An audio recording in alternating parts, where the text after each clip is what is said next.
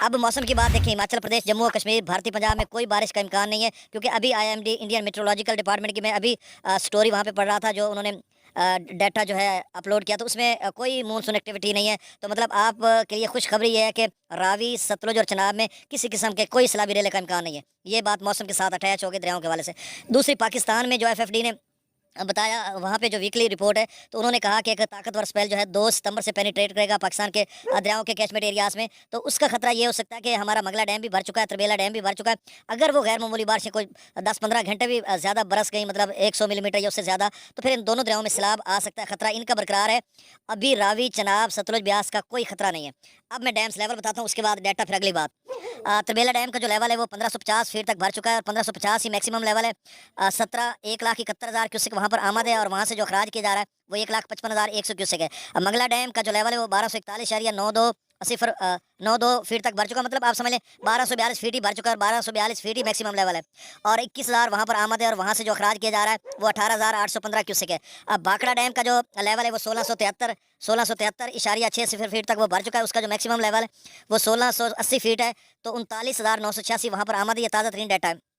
और वहाँ से जो खराज किया जा रहा है वो 45,627 क्यूसेक है। और पोंग डैम का जो लेवल है वो 1389 यानी 99 आप कह लें, 1389.98 फीट तक आप समझ लें कि 1390 फीट तक वो भर चुका है। और वहाँ पर जो पानी की आमद है वो 19,222 क्यूसेक, और वहाँ से जो खराज किया जा रहा है 49,629 क्यूसेक है। तो आप समझ लें कि दोनों का पानी का खराज अभी भी आप समझ लें कि कितना हो जाएगा, यानी दोनों का 45 और 49, मतलब 80-90 हज़ार क्यूसेक के करीब है। तो ऐसा ऐसा अब सतलुज का जो पानी का पीछे का लेवल है वो कम होता जाएगा। अब गंडा सिंह वाला थोड़ा और कम हो गया, तो इस तरह की सूरत हाल बनेगी। अब मैं साथ साथ डाटा भी बताता जाता हूँ, और आगे साथ साथ आपके लिए तबसरा भी करता जाता हूँ।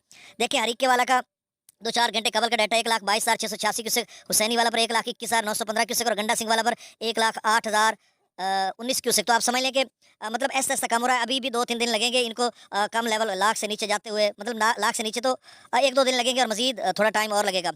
सुलेमान की पर 94,574 क्यूसेक है, इस्लाम पर 94,282 क्यूसेक है।